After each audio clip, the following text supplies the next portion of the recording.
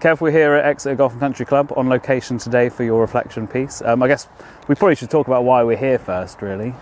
Yeah, we do try and do stuff that gets the players away from the football pitch and gets them away from the training ground, but also keeps them together, is competitive, has a bit of a physical element to it, but is also good fun. And Exeter Golf and Country Club have welcomed us here. There are 2 teams of 12 in a Ryder Cup format, and it could be painful because there's lots of guys here that have got all the gear and no idea. You feeling confident about your chances, though? Yeah, there's 1 or 2 that we're up against who I think are quite mentally weak, particularly on a golf course. So, it's very different to being on a football pitch. It's a very different feeling. There's going to be a lot of nerves over there on the first, which hopefully you guys are going to film.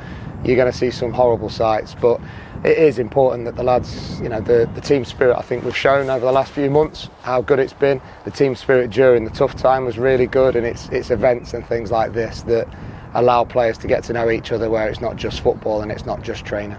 It's a business on the football pitch as well. A very hard fought 2-1 win at Northampton. I think the 3rd time we've gone down to 10 men and also taken a draw or a win. So as much as you wouldn't want to go down to 10 men, it shows a lot of competitive spirit in the team. And I think that's the thing. We want to keep 11 players on the pitch. We want to stay disciplined. We want to do things right.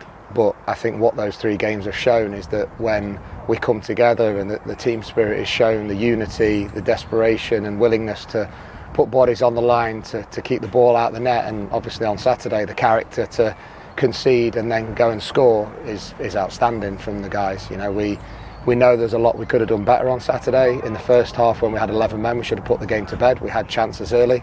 Towards the end of the half we got sloppy and they got a couple of chances, and then obviously we lose Woodsy and his back's against the wall. But the response, the understanding, the awareness, the determination, all those things are massive, and it was another type of test, and I think we came through that.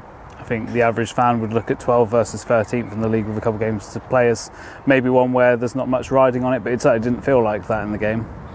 I think to start with it did. I think the first 15-20 minutes it felt like 2 teams that were really feeling each other out and seeing what was going to happen. I thought there was actually quite a good tactical element to the first 20 minutes where we were trying to play in a certain way, trying to build with 3.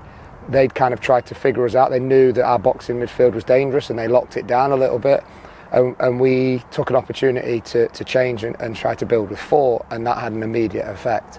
And that's really good from our point of view because it gave us a chance to work on something. We'd like to get to the point where we can kind of shout onto the lads that we need to do this, and they know exactly what we mean and they slide into that. And Saturday was an opportunity to try that out. I think it worked well. We kind of got our goals soon after that, which is great.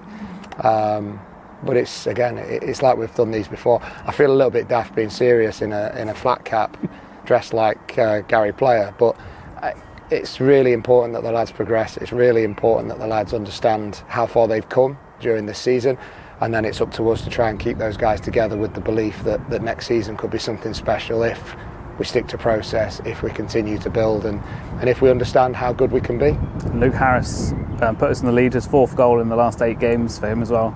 Really come into form, hasn't he, towards the end of the season? He has, and he's a young player who he gave us so much off the ball in his early few games, and he gave us so much in terms of energy and drive, and you would never have thought he was only 18. We relied on him as we would rely on an experienced player, and now he's getting his rewards with goals, and fans, players, all those guys, they understand and they want the goals, they want the assists, but he gave us so much more than that before. So I'm pleased for him, I'm pleased for the team. He's showing what he can do now in his all-round game. But let's not forget that before he was scoring goals, he was contributing massively to the team effort. When you look at the man of the way, the goal scored again, another fantastic team move that started from Villa at the back as well. I mean, we scored some really nice to watch goals. Yeah, I said it last time I was on camera. We're starting to really show our identity. There's parts of that we need to move away from and be better. We need to be, harder to score against. Ironically, we were harder to score against with 10 men than we were with 11. They probably should have scored in the first half towards the end where we got sloppy. Against 10 men, we gave them very little, and it was really frustrating that the goal they did score was just from a hopeful long throw. So there are areas to our game that we know we need to brush up on, we know we need to be better at, but I think if you took the Exeter City badge off us now and just watched us play, you'd know we were an Exeter City team in the style and the manner in which we'd like to be associated. and when it came to the winning goal as well. What's your thoughts on that as a coach? You know, Zach Jules to Williamson isn't a combo we've really seen this season. Yeah, just like we drew it up, down to 10 men, 80-something minute, and our left centre-half is crossing it for our right centre-half. It's terrifying, but at the same time, incredible physical effort that those guys found the energy to get up there and do it, incredible character, and it's really good practice from Will. If you're in that area and you're high enough up the pitch, you better go and commit to an area, and you never know. If he'd have stayed on the edge of the box and stayed safe, we wouldn't have scored and they may have broke.